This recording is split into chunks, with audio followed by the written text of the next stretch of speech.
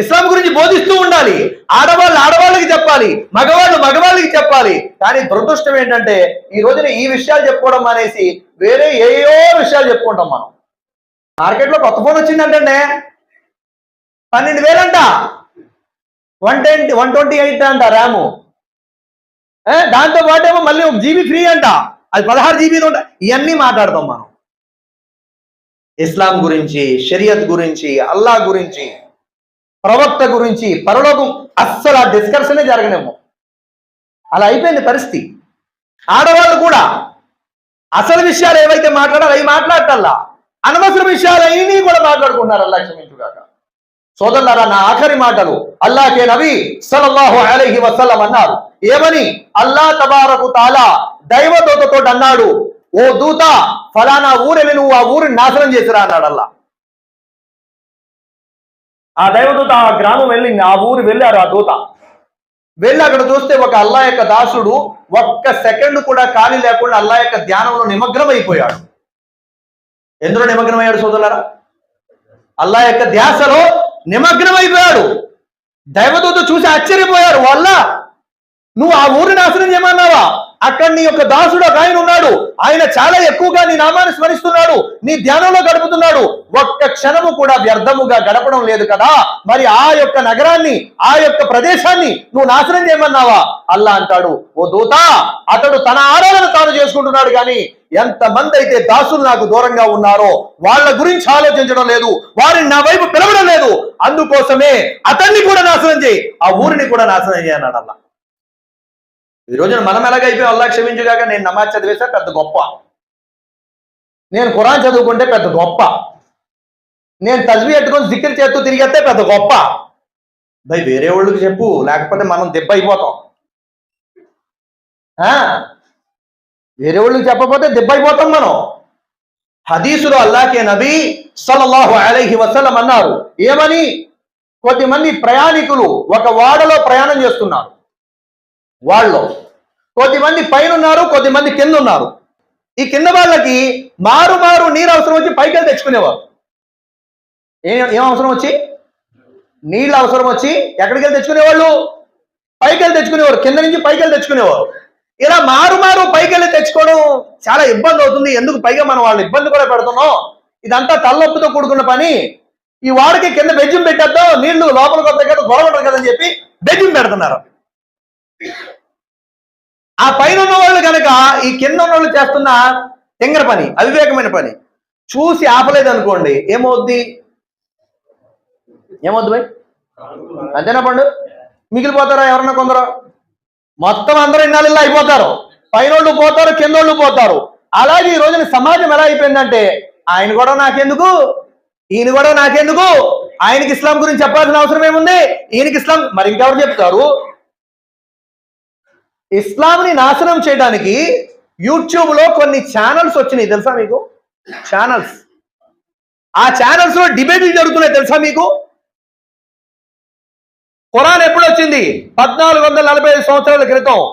మరి అంతకుముందు ప్రజలు ఎక్కడ ఫాలో అయ్యారు? ఇస్లాంని లేనట్టే కదా. ఇలాగా మనోళ్ళు ఏంటి తెలియదు కదా, మనోళ్ళకి శాంసంగ్ ఫోన్ గురించి తెలుసు, యూనికాన్ బండి గురించి తెలుసు, ఇస్లాం గురించి తెలియదు కదా.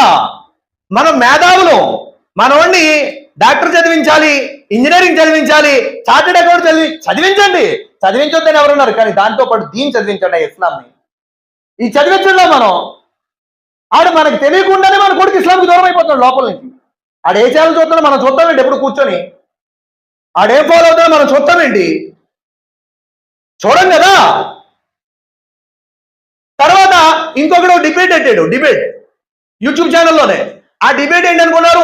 హదీసు ప్రవక్త వారు ఈ లోకాన్ని నుంచి వెళ్ళిపోయిన 200 సంవత్సరాల తర్వాత రాయబడింది, అవునా కాదా అని చెప్పి అడిగాడు.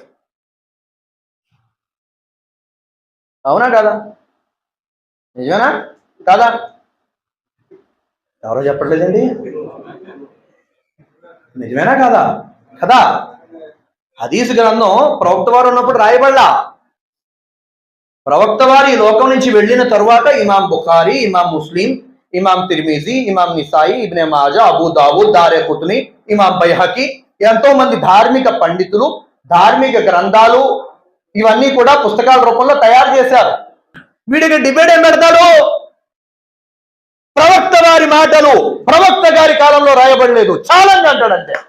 అనగానే మనోళ్ళు ఏమనుకుంటారు, నిజమా ఆ రోజుల్లో లేవా హదీసులు? అయితే మనం అన్ని హదీసులు చదువుతున్నాం, అయ్యో తెలియక హదీసులు చదివేస్తున్నామే. నిజం భయ్, యూట్యూబ్ లో పెద్ద వర్క్ జరుగుతుంది దీనికోసం. ఇంకొకటి అంటాడు, మీ స్త్రీలకి హక్కులన్నీ కూడా అణిచేస్తుంది ఇస్లాం. ఎలాగో చెప్పనా, మగవాడికి ఆస్తిలో ఎక్కువ హక్కు అంట, ఆడదానికి ఆస్తిలో తక్కువ హక్కు అంట. సూరా నిసా ఫలానా ఆయత్ ఫలానా నెంబర్ అంటాడు. అనగానే అబ్బోయ్ తీసి చూస్తాడు, అయ్యో అలాగే ఉంది కదా, ఆడవాళ్ళకేమో తక్కువ వంతు అన్నాడు అల్లా, మగవాళ్ళకేమో ఎక్కువ అన్నాడు. ఇదేంటిది అర్థం కాదు. నమ్మేశాడు కదా, మైండ్లో కూర్చునిపోయింది కదా, ఇంకదే పురుగులా తిరుగుతూ ఉంటది. ఎక్కడో ఖురాన్లో తేడా ఉంది, ఎక్కడో ఖురాన్లో తేడా ఉంది, ఎక్కడో ఖురాన్లో తేడా ఉందని చెప్పి. కానీ ఆడవారికి ఆస్తి హక్కు పావలా అయితే మగవాడికి ₹10 ఎందుకు చెప్పాడో తెలుసా అల్లా? ఏం భయ్, ఆడవాడికి పావలా 25 పైసలు, మగవాడికి 50 పైసలు. ఎందుకని? ఆడపిల్లకి పెళ్లి చేసుకొని అత్తోరింటికి వెళ్ళిపోద్ది, మగవాడికి భార్యను చూసుకోవాలి, తల్లిదండ్రులు చూసుకోవాలి, 2 బాధ్యతలు ఉన్నాయా, పిల్లలు చూసుకోవాలి, 3 బాధ్యతలు ఉన్నాయా. ఆడపిల్లకి బాధ్యతలే లేవు, పెళ్లి చేసుకుంది వెళ్ళిపోయింది. అందుకే అల్లా అన్నాడు, ఆడపిల్లకి పావలా వంతు, మగవాడికి ₹10 వంతు, 50 పైసలు వంతు. ఇది అడిగితే తెలుస్తుందయ్యా మనకి, కానీ ఇదన్నీ మనం అడగం తెలుసుకోం కదా. ఆడెవడో యూట్యూబ్ లో డిబేట్ అంటాడో మనోడికి కబేలు తగిలంటది. అయ్యో నిజమే కదా. మరి మీరు ఏదైతే అల్లా అంటున్నారో, ఈ అల్లా కంటికి కనపడ్డు ఉన్నాడని అక్కడ ఆధారాలు లేవు అసలు ఎక్కడ కూడా, మీరు చూపించగలరా ఛాలెంజ్ అంటాడు. అస్సలాము అలైకుం వరహమతుల్లాహి వబరకాతుహు. సోదరులారా సోదరీమణులారా, బుషరా ఇస్లామిక్ ఇన్స్టిట్యూట్ ఆధ్వర్యంలో ముఫ్తీ ముదస్సిర్ గారు గత 6 సంవత్సరాలుగా అల్లా దయ వల్ల అనేక మంది స్త్రీ పురుషులకు, పిల్లలకు, పెద్దవాళ్లకు తజ్వీద్తో ఖురాన్ చదివేటువంటి విధానం నేర్పించడం జరుగుతుంది. అల్లా దయ వల్ల ముఫ్తీ సాబ్ దగ్గర చదివినటువంటి పిల్లలు ఈ రోజున మదర్సాల్లో టీచర్ స్థాయిలో అల్హమ్దులిల్లా ఉండడం జరుగుతుంది. మీలో ఎవరైనా తజ్వీద్తో పాటు ఖురాన్ నేర్చుకోవాలంటే ముఫ్తీ సాబ్ నెంబర్ 8332932972కి కాంటాక్ట్ చేయండి. పూర్తి వివరాలు తెలియజేయబడతాయి. జజాకుముల్లాహు ఖైరా. అస్సలాము అలైకుం వరహమతుల్లాహి వబరకాతుహు.